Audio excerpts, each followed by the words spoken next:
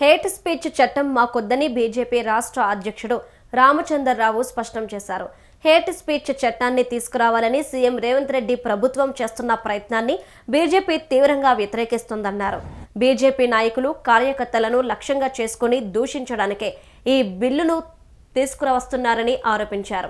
కర్ణాటకలో కూడా ఇలాంటి చట్టాన్ని తీసుకురావడానికి ప్రక్రియ జరుగుతోందని, దానిని అనుసరించి తెలంగాణలోనూ ఈ చట్టాన్ని తీసుకురావాలని రేవంత్ రెడ్డి ప్రయత్నిస్తున్నారని రామచంద్రరావు విమర్శించారు. దాన్ని భారతీయ జనతా పార్టీ వ్యతిరేకిస్తుంది. ఈ హేట్ స్పీచ్ బిల్లు కర్ణాటకలో కూడా తీసుకొచ్చే ప్రయత్నం చేశారు. అది దారిలో ఉన్నది, అది రూపం తీసుకుంటున్నది. దాని డ్రాఫ్ట్ డివిజన్ తర్వాత ఈరోజు హేట్ స్పీచ్ బిల్ అనేది కేవలం భారతీయ జనతా పార్టీ కార్యకర్తల్ని, నాయకుల్ని వేధించడానికి, వాళ్ళని తిరగకుండా చేయడానికి, మాట్లాడకుండా చేయడానికి తీసుకొచ్చే ప్రయత్నం అది. ఈ చట్టం ఏదైతుందో ఈ చట్టంని భారతీయ జనతా పార్టీ వ్యతిరేకిస్తుంది తీసుకువస్తే. ఇది కేవలం హిందూ ధర్మాన్ని, సనాతన ధర్మాన్ని తిట్టే వాళ్లకు ప్రొటెక్షన్ మాత్రమే. వాళ్ళు తిట్టడానికి, హిందువులు ఏం మాట్లాడకుండా చేయడానికి ఈ యొక్క చట్టం.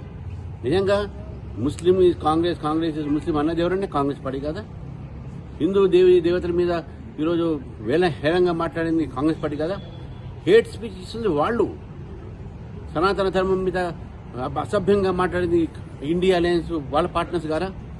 ఈరోజు చేసేది హిందుత్వం మీద, సనాతన మీద ఈరోజు విద్వేషాన్ని పుట్టించేది ఆ పార్టీ, అది కాంగ్రెస్ పార్టీ అయితే. వీళ్ళు విద్వేషం వ్యతిరేకంగా బిల్ తీసుకొస్తారని చెప్తూ మాట్లాడుతూ ఉన్నారు. దీన్ని భారతీయ